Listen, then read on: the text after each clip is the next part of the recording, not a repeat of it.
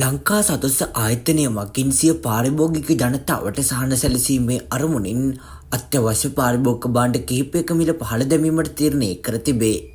ඒ අනුව පහ සඳහන් අත්‍යවශ්‍ය ආහාර ද්‍රව්‍ය වන මිල අද මධ්‍යම රාත්‍රියේ සිට ක්‍රියාත්මක වන පරිදි මිල පහළ යනු ඇත. වියලි මිරිස් කිලෝවක් රුපියල් 50කින් මිල පහළ දමන අතර එහි නම් මිල රුපියල් 730ක් වෙයි. ටින් මාළු ග්‍රෑම් 425 සැමන් ටින් එක මිල රුපියල් 30කින් මිල පහළ දමන අතර එහි නම් මිල රුපියල් 420ක් වෙයි. කොත්තමල්ලි කිලෝ එකක් රුපියල් 65කින් මිල පහළ යන අතර එහි නම් මිල රුපියල් 355ක් වෙයි. කඩල කිලෝ එකක් රුපියල් 30කින් මිල පහළ දමන අතර එහි නම් මිල රුපියල් 395ක් වෙයි. අර්ථාපල් කිලෝ එකක් රුපියල් 20කින් මිල පහළ දමන අතර එහි නම් මිල රුපියල් 165ක් වෙයි. ටින් මාළු ග්‍රෑම් 155 සැමන් ටින් එක මිල රුපියල් 10කින් මිල පහළ දමන අතර එහි නම් මිල රුපියල් 260ක් වෙයි.